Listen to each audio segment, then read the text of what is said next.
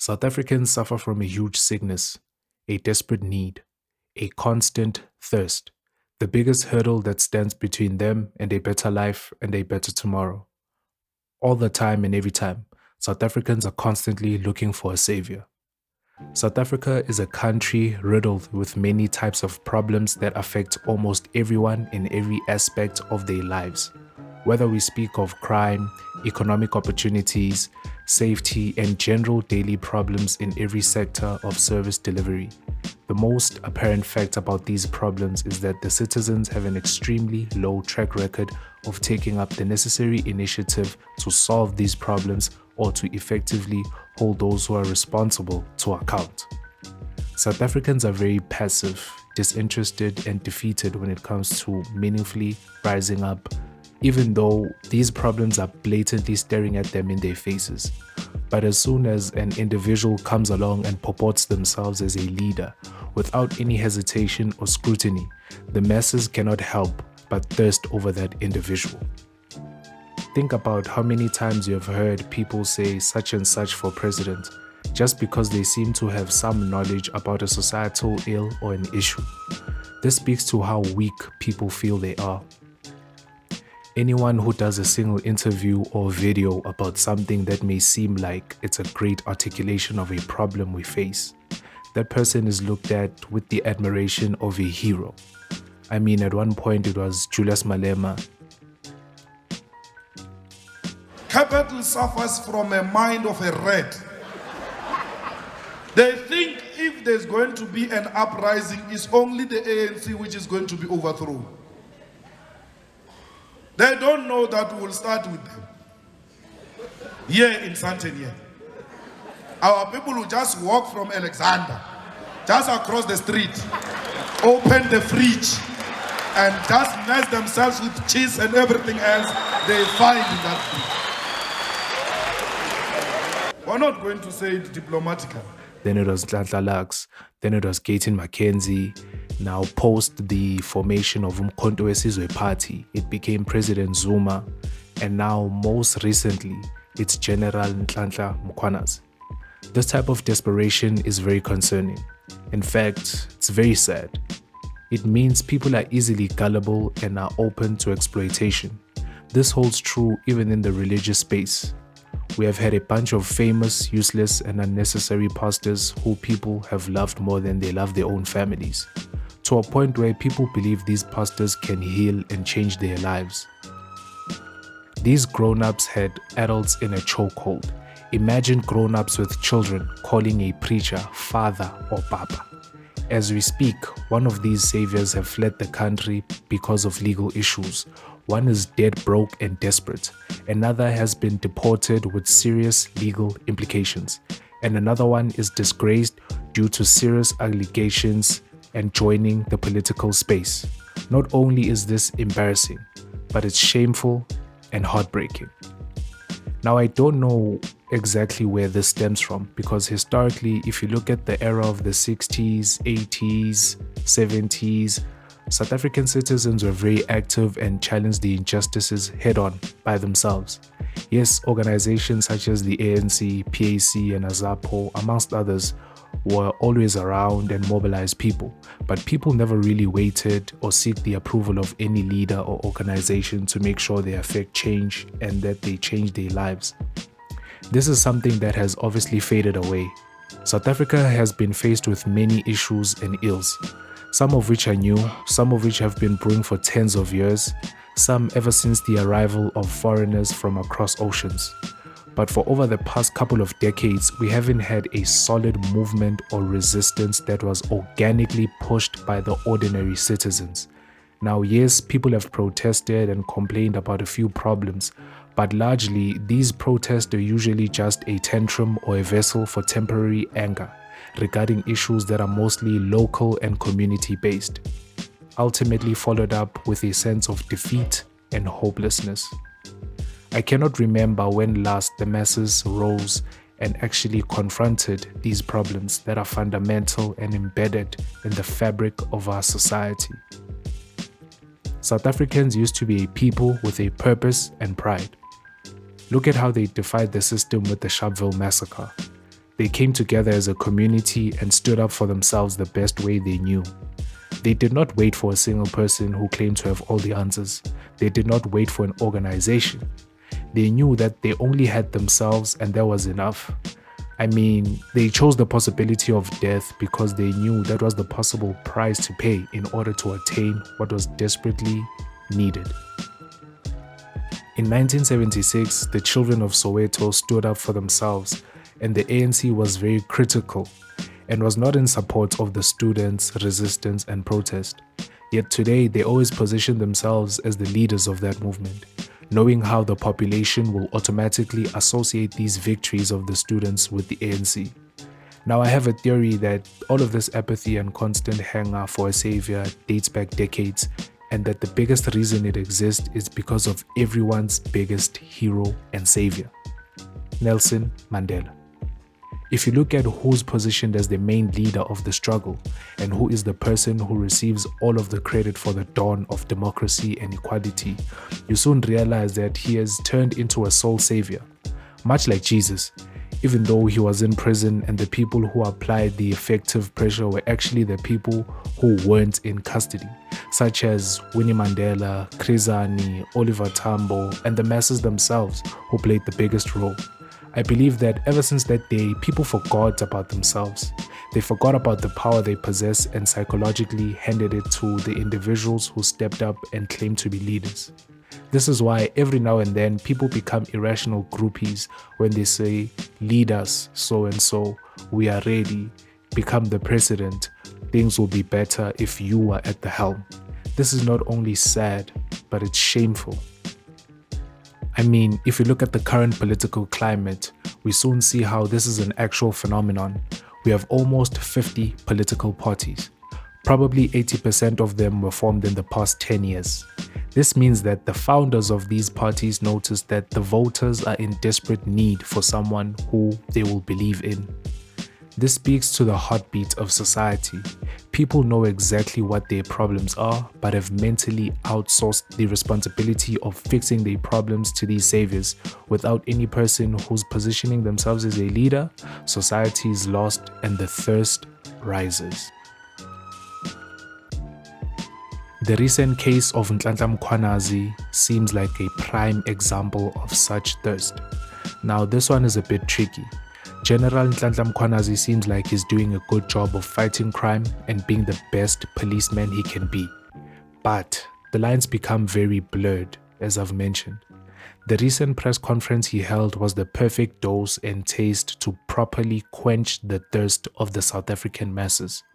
People were suggesting that he should probably lead the country and be president. Yes, these were just talks online, but it's a clear indication of what's on people's mind. People were comparing him to Ibrahim Traore. Now, without taking any credit away from him, he does deserve the necessary credit for the work that he has done. But Nhlanhla Mkhwanazi is a police officer who is exposing possible criminals and the ties that they may have with the executive. I need you to understand that this is what he is supposed to do. This is not special by any metric.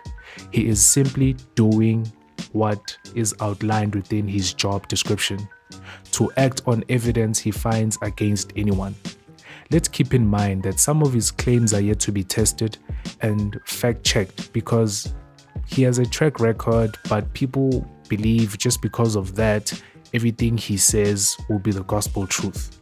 This is the result of a system and institutions that have been failing to do their jobs, especially in the law enforcement agencies. Now that someone who is seen to be doing something that seems that it's genuine and that it may be true and that it may lead to the possible arrest and actually uprooting of evil in society, people have gotten this sense of euphoria and admiration. General Mkhwanazi does seem like he's doing a good job at being a police officer, but this does not mean that he's supposed to lead a country. The political terrain is nothing like the policing sector. He once said that South Africa has a black man problem. because the number of criminal suspects and prisoners in prison who happen to be black. Now, I have a problem with this because this shows the lack of political awareness and critical thinking on his part. We are a country that is more than 80% African in population, and more than half of them are living in poverty in the most unequal country in the world. By default, this means that Africans are going to be overly represented in the crime stats due to these major factors. Not to mention that even in the corporate ownership and wealth class, it's almost exclusively whites who control damn near every major company and every sector. This has been true since colonization, and studies have always shown that those who are disenfranchised and at the margins of society will obviously be the perpetrators of crime. It's not the most intricate thing to grasp. General Mkwanazi's statement is a clear indication of pure ignorance at the very least. South Africans have really lost their backbone entirely. I guess maybe this might be as a result of the intense brainwashing that was accompanied by integration and reconciliation. The brainwashing that came with South Africa being flaunted as a country that was sensible to have not gone through a true armed revolution. The heavy brainwashing that comes with being told that they are above and better than all the other African countries who made their colonizers surrender completely. Maybe that's the issue. Because what you really need to understand is that till this day, South Africans still use and rely on systems, channels, and ethics of the West, so-called civilization. The notion that all of our problems are supposed to be fixed by the incumbent.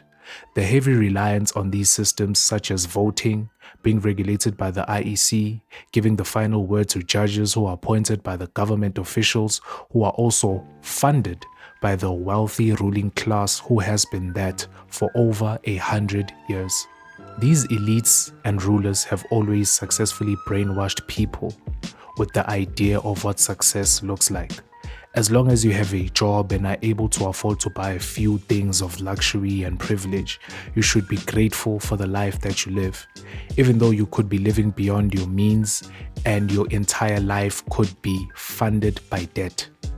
And if you aren't lucky enough to have a decent salary or are swimming in poverty, you should keep yourself constantly distracted to forget the situation that you are in.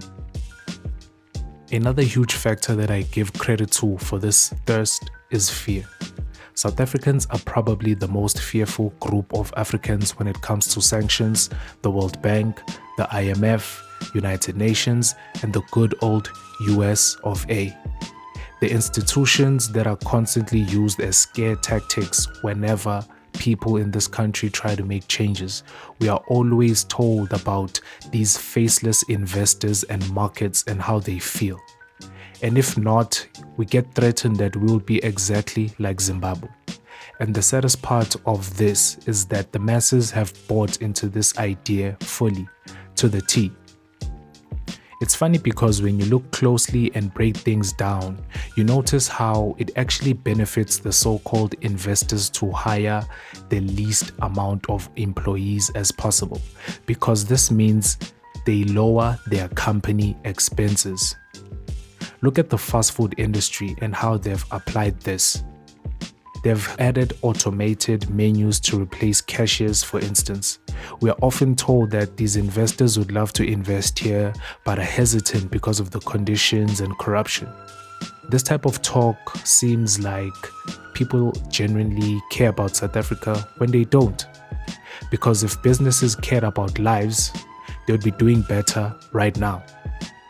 I call nonsense on the fact that they care, because businesses exist for one sole purpose, and that is to make money. Look at how the countries who are heavily reliant on the Congo's natural resources are growing exponentially. Even though it's now been widely accepted that the Congo is going through one of the worst types of war and genocide, not to mention the amount of child laborers who are forced to work there and in other parts of the world to produce things such as coffee, chocolates, and high-end clothes. This notion that if we rid ourselves of corruption, we will live better lives because economic growth will translate into the betterment of people's lives, it's totally a big lie and a manipulation tactic. Governments are corrupted by business people themselves. That's how they end up controlling entire value chains and industries. Was Glencore looking to save lives when it went around bribing people all over the world? Look at mines. Mines make billions in profit, but still have a very huge pay gap and their labor force as probably the lowest salaries possible. Look at how much farm workers are paid. All of these corporate interests aren't here to help people, nor do they care. They are here for the sole purpose to make money. I'm saying all of this because we are so far gone mentally and spiritually. The chances of us standing up for ourselves might be sadly and permanently fading. We keep distracting ourselves with alcohol, reckless sexual behaviors, and niceties that have no real value in the medium to long term. We have become the biggest masters of pacifying ourselves and acting as if everything is fine. We are in the midst of a huge crisis. The truth is that South Africa is burning and no one will save us. And my biggest fear is that the masses will not extinguish the fire, but will start using this same fire to keep themselves warm. Little do they notice that this fire will start burning them and everything indefinitely.